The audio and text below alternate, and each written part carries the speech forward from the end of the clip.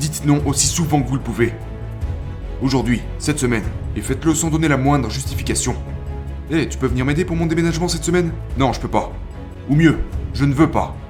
Parce que vous pouvez, mais vous choisissez de ne pas le faire.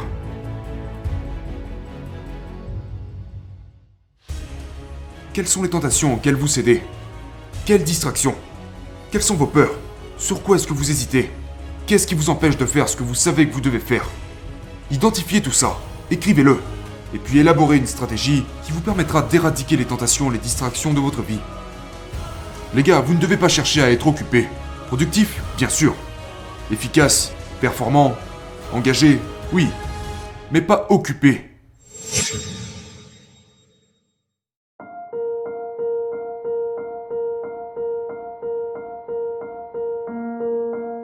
Passons maintenant aux stratégies. Donc nous venons de parler des erreurs courantes. Numéro 1, les priorités obsolètes ou indéterminées. Numéro 2, les distractions. Et numéro 3, le syndrome du nice guy. Ok, donc, comment pouvons-nous traiter cela? Comment pouvons-nous gérer notre temps plus efficacement? Comment gagner plus d'argent? Comment être plus connecté avec votre femme? Comment tisser des liens avec vos enfants? Comment se faire des amis? Comment vous approfondir dans les hobbies et les activités qui sont importantes pour vous? Eh bien, vous allez le faire de cette façon. Numéro 1, planifiez votre vie. Planifiez votre vie. Vous prenez un moment, absolument tous les jours, et vous planifiez vos journées. Parce que si vous ne planifiez pas vos journées, vous allez vous laisser distraire par les personnes de votre entourage, par les circonstances extérieures, les situations, par tout ce qui se présente à vous, et c'est juste aléatoire et chaotique, et inefficace. Ce n'est pas productif. Et en fin de compte, c'est l'antithèse des résultats que vous voulez obtenir. Messieurs, planifiez vos journées. Je ne peux même pas vous dire avec combien d'hommes je parle qui n'ont pas d'emploi du temps. Ils n'ont aucune sorte de liste de tâches à accomplir. Ils n'ont aucune forme de priorité ou d'instruction écrite sur la façon dont ils vont accomplir leur journée. Ils n'ont pas de stratégie pour faire face aux distractions. Ils ne savent pas dire oui à certaines choses et non à d'autres choses. Ils ne savent rien de tout ça. Les gars, planifiez vos journées. Maintenant, peu importe comment vous le faites. Que vous utilisez Google Agenda ou que vous planifiez sur un bloc-notes. Je m'en fiche de savoir ce que c'est. Mais planifiez vos journées. Faites-le tous les matins sans exception. Oui, même les samedis et dimanches. Lors de vos, entre guillemets, jours de repos. Au passage, il n'y a pas de jour de repos, mais on en parlera une autre fois. Planifiez aussi ces jours-là. Maintenant, ce que vous faites lors de ces jours peut être un peu différent. Si c'est dimanche, peut-être que vous voyez ça comme un jour de repos. Mais cela ne veut pas dire que vous devez laisser cette journée au hasard. Non, planifiez-la. Mon service religieux de telle heure à telle heure, le temps avec ma famille de telle heure à telle heure, les repas ici, la sortie entre amis ici, la lecture ici. Donc même lors de vos jours de repos, vous devez rester organisé et structuré. Numéro 2. Identifiez les oui et identifiez les non. Et c'est beaucoup plus facile si vous planifiez vos journées. C'est nettement plus facile si vous avez un plan de bataille, que vous connaissez vos buts et que vous savez ce que vous voulez accomplir. Parce que tout ce que vous avez à faire, c'est dire ok, voici une opportunité qui vient de se présenter. Et je dois répondre oui ou non en fonction de là où elle me mènera. Laissez-moi vous donner un exemple. J'ai un ami à moi qui est adepte de mes podcasts depuis des années maintenant et qui voulait un coaching individuel. On avait déjà fait un truc comme ça à l'époque et j'étais très intéressé à aider cet ami en coaching individuel sur une base régulière. Donc j'y pensais de plus en plus, mais je me suis dit, j'ai déjà ces priorités, j'ai ce truc à terminer, j'ai ces projets qui sont en cours. Et vous savez, même si je voulais aider cet ami grâce à cette relation de coaching, j'ai dû prendre la décision, basée sur mes priorités, car je devais honorer mes priorités. J'ai dû envoyer un email à cet ami et lui dire, regarde, j'ai déjà ces projets, ces tâches en cours, donc je ne suis pas en mesure de t'aider maintenant. Mais je te souhaite le meilleur et, si t'as des questions, je serai heureux d'y répondre. Mais nous ne pouvons pas entrer dans une relation de coaching. Maintenant, combien d'entre vous, à cause de l'argent, ou à cause de votre désir d'être gentil ou d'être perçu comme gentil, ont accepté de porter des choses sur leurs épaules, et puis avaient sacrifié toutes les autres choses que vous aviez en cours? Tous vos projets, toutes vos activités, vos relations, votre famille, toutes les autres choses qui étaient importantes pour vous. Bien sûr, beaucoup d'entre vous ont fait ça, et je vous avouerai que dans le passé, j'ai aussi fait ça. Mais je réalise, maintenant, que j'ai des buts, j'ai des objectifs, j'ai une vision pour mon futur, et donc, je mesure ces opportunités et ces choses qui surgissent devant moi, et je me demande, sont-elles alignées avec les choses que je veux accomplir? Si c'est le cas, alors je dis oui. Si ce n'est pas le cas, alors ça sera non. Ce qui m'emmène au prochain point. Le point numéro 3 qui est « Entraînez-vous à dire non ». Je trouve curieux le fait que nous avons à pratiquer cela, mais nous le devons. Je ne pense pas que nous soyons intrinsèquement doués à dire non en tant qu'espèce. Pourquoi ? Eh bien, nous voulons nous montrer utiles. Nous voulons être perçus comme des membres contributeurs. Ce sont des comportements qui ont été intégrés en nous sur, non pas des milliers, mais des dizaines et des centaines de milliers d'années d'évolution. C'est un mécanisme de survie. Je dois être coopératif. Je dois être perçu comme un membre contributeur du groupe, parce que si ce n'est pas le cas, je serai banni. Et je pourrais potentiellement mourir. C'était le cas il y a 100 ans, 2, 3, 400 ans, 1000 ans. Mais ce n'est plus le cas aujourd'hui. Et donc nous devons évoluer. Et ça va être gênant, ça va être inconfortable, parce que c'est littéralement ancré à l'intérieur de vous. Le fait de coopérer avec d'autres êtres humains, quelle que soit la tâche en question.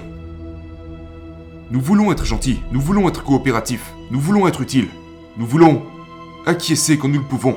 Nous voulons aider les autres. D'accord ? Bien sûr que nous le voulons. Le problème, c'est que ça nous écarte de nos priorités et nous empêche de faire ce qui est vraiment important à nos yeux, de faire un travail formidable et concret.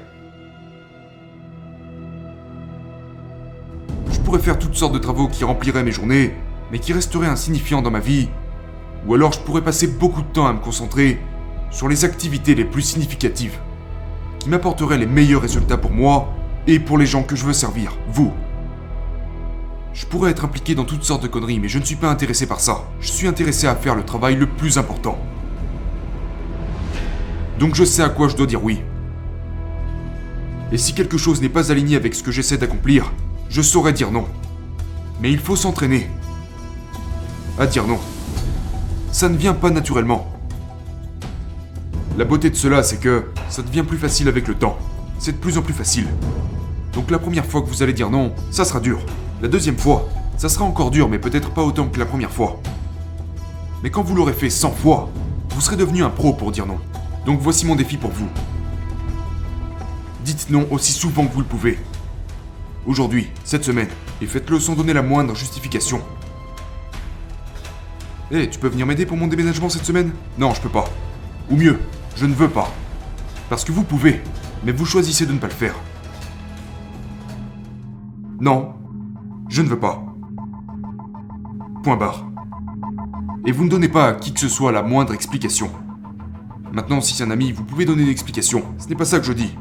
Si un ami me demande de faire quelque chose, et que je peux pas ou que je ne veux pas le faire, je vais probablement lui donner une raison. Et ce sera une raison valable, parce que sinon j'irai l'aider. Mais les gars, pratiquez et devenez bons à dire non. Et vous verrez à quel point votre vie deviendra meilleure.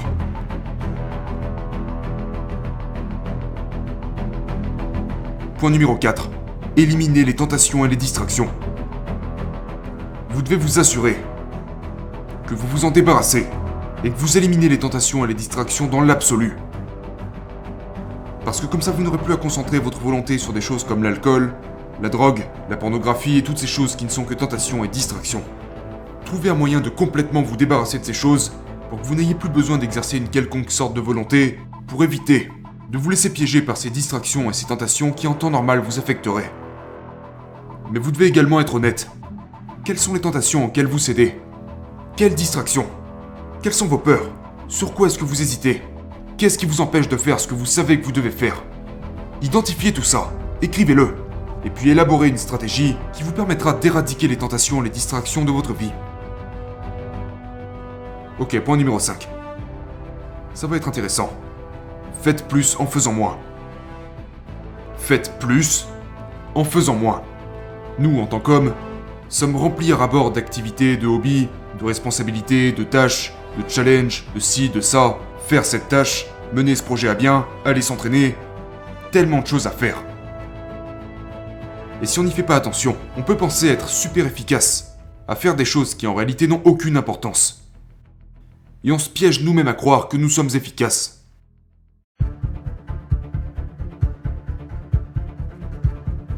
Pensez-vous qu'être occupé est une bonne chose ? Pensez-vous qu'être occupé est ce qui fait que les autres vous considéreront comme étant important ou spécial ? La raison pour laquelle nous disons que nous sommes occupés est parce que nous avons identifié l'occupation comme une médaille d'honneur. Les gars, vous ne devez pas chercher à être occupé. Productif, bien sûr. Efficace, performant, engagé, oui. Mais pas occupé. Alors comment éviter d'être trop occupé? Je vous l'ai déjà dit. Dites non aux choses qui ne sont pas alignées avec votre vie.